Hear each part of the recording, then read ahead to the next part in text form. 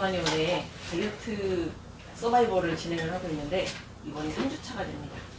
분들께서도 참고하실 수 있고 여러분들께도 많은 도움이 되는 건강한 식습관에 대한 정보를 알려드리려고 합니다.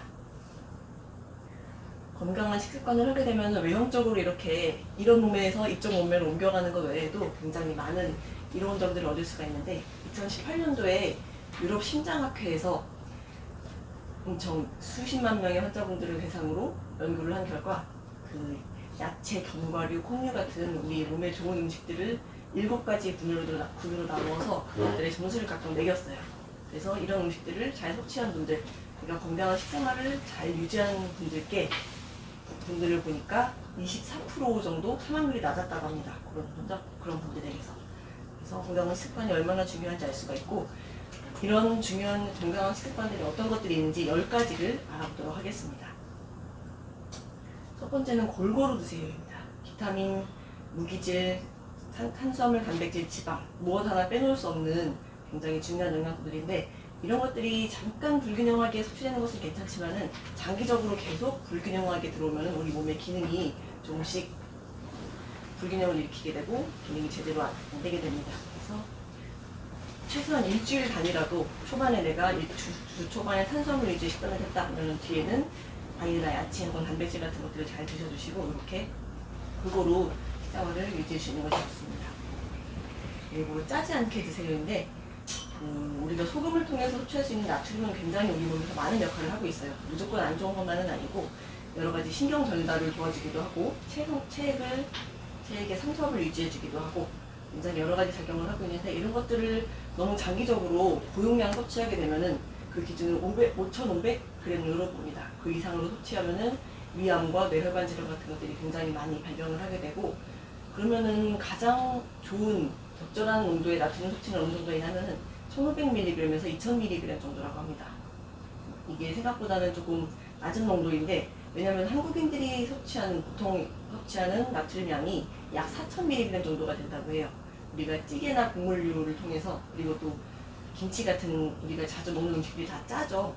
염장식품들이 많기 때문에 그런 것들을 섭취하다 보니까 조금 소금 섭취량이 많은 편입니다.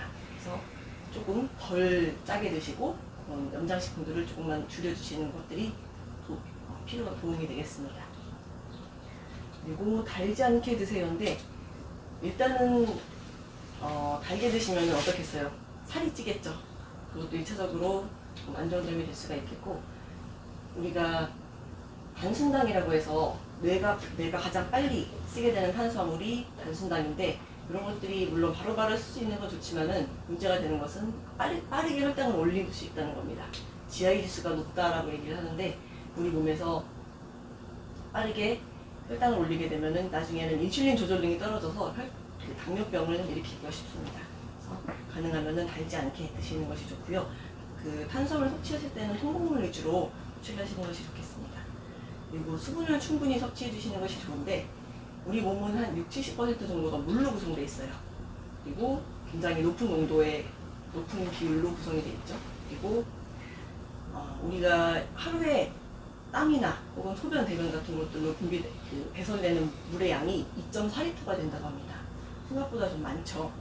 근데 우리가 음식물로만 섭취하게 되는 것들이 일반적인 식생활을 유지한다고 했을 때 음식으로 섭취하게 되는 물의 양이 약 1.2리터가 되고 그러면 나머지를 약 1.4리터가 되는 물을 이제 따로 섭취를 해줘야 되는데 한국인들이 평균적으로 섭취하는 물의 양은 1리터 같이 안 된다고 합니다.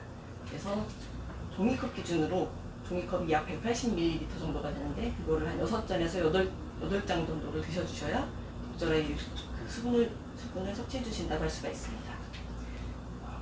그리고 채소를 많이 드세요. 이거는 우리가 모두 다 알고 있는 사실인데 왜 채소를 많이 먹어야 되느냐? 채소에는 식이섬유라고 하는 탄수화물의 한 종류가 많이 들어있는데 식이섬유는 일단 첫 번째로 대변을 원활하게 해주고요. 아시는 것처럼. 그리고 혈당을 천천히 올려줍니다. 이렇게 섭취하는 양에 비해서 혈당이 굉장히 천천히 올라가는 편이고 그리고 포만감을 쉽게 일으켜서 음식을 조금 덜 드시게끔 만들어줄 수가 있습니다. 과식을 예방할 수가 있는 거죠. 그리고 식물성 단백질과 식물성 지방은 동물성 단백질과 지방에 비해서 심혈관계 질환을 질환을 낮춰주는 효과가 있다고 합니다. 그리고 가공식품을 줄이세요인데, 가공식품에는 아시는 것처럼 그 방부제나 합성 조미료 같은 것들이 많이 들어있죠. 일단 그런 것들이 몸에는 안 좋을 수가 있고, 탄수화물을 가공하는 과정에서 우리 몸에 좋은 비타민, 미네랄, 혹은 식이섬유 이런 것들은 다 빠져나가고 당질만 남게 돼서 혈당을 빨리 올릴 수가 있기 때문에 그런 것들도 좋지가 않고요. 그리고 가공육의 경우에도 우리가 그냥 고기 그대로 섭취하는 것보다는 트랜스 지방이 훨씬 더 많기 때문에 중성 지방과 콜레스테롤 수치를 빨리빨리 높여서 또 뇌혈관 질환을 많이 유발하게 됩니다. 이것이 사실은 굉장히 중요한데, 배부르지 않게 드세요가 저희 한의원 다이어트를 할 때 가장 중요하게 말씀드리는 것 중 하나가 천천히 드세요와 배부르지 않게 드세요입니다. 근데 배부르지 않게 드세요라는 게 무슨 소리냐면은 조금만 배가 찼다라는 느낌이 들면 그때 수저를 내려놓으시라는 거예요. 그 이유가 왜 그러냐면, 우리가 배부르다고 느끼는 시점에서는 이미 위장이 120% 늘어난 상태라고 합니다. 그러니까 약간 배가 부른가 싶을 정도에서 이미 수저를 놓아야 위장에서는 가장 적절하게 기능을 유지할 수 있는 상태라고 볼 수가 있는데, 배부르게 드시면 1차적으로는 비만을 유발할 수가 있고요. 잉여 열량을 많이 섭취하게 되기 때문에 지방으로 많이 전환이 되게 되겠죠. 그것도 그렇고, 위장이 점점 늘어나게 되면은 우리가 포만감을 느끼는 시간도 점점 늦춰지게 돼요. 그래서 내가 필요 이상의 열량을 섭취하더라도 그것을 빨리 느끼지 못하기 때문에 좀 더 과식을 하게 되는 경향이 늘어나게 되죠. 그래서 배부르다고 느끼기 전에 사실은 놓아주시는 것이 좋고, 배부르다고 느끼는 시점에서 빨리 수저를 놓아주셔야 됩니다.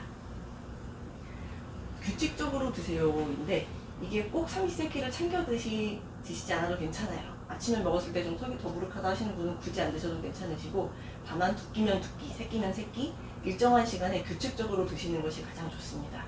우리 몸이 하루는 한 끼 먹고, 하루는 세 끼 먹고, 하루는 두 끼 먹고 이렇게 불규칙적으로 식사를 하게 되면은, 내 몸이 열량을 제때 받지 못하는구나. 그러면은 필요할 때 쓰기 위해서 저장을 해놔야 되겠다 라고 인식을 하게 되고, 점점 그쪽으로 몸이 바뀌게 됩니다.